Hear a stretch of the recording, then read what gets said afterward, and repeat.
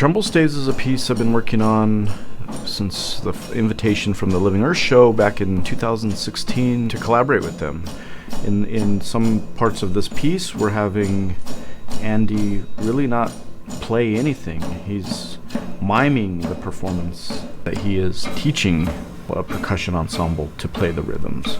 And he's simply relaying the information of the score back to them and then having their sound encompass the space, whatever that space will be. In the case here, it was the Botanical Gardens.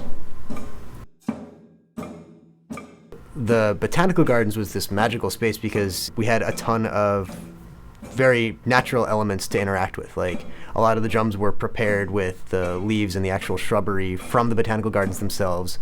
The performers were embedded within the plants and shrubbery, and my instrument was water. What did you dream about last night or have a nightmare about? And all of this stuff led us to talking, for some reason or another, about water, about, the ecological concerns of water, about water resources and how, them being in California and myself being in New Mexico, there's obvious shortages of water, but also what it means to use that as an instrument. We started thinking, well, what if we were just submerged in water, or you were trying to drum on the surface of a lake, or you're submerged in a swimming pool, or your basement was flooding where all of your gear was, or the roof was leaking. So we started thinking of that being the music.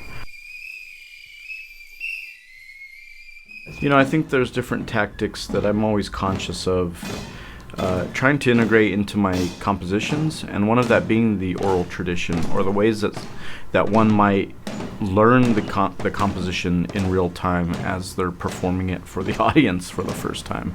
I think some of that adds a fluidity to the music that I appreciate.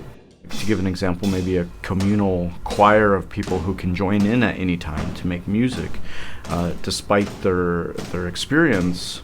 To me, that's something that I try to work into some of my work when appropriate. Is really something that anybody could probably play, and we'd have interesting results, if as long as the person was interested and engaged and watched and listened to Andy very carefully. Kind of the relative youth of the performers that we used and how important that was to Distributary being what it was that they were younger and they had different energy. Was really exciting. It was really untested, and it felt like a really safe place to test it.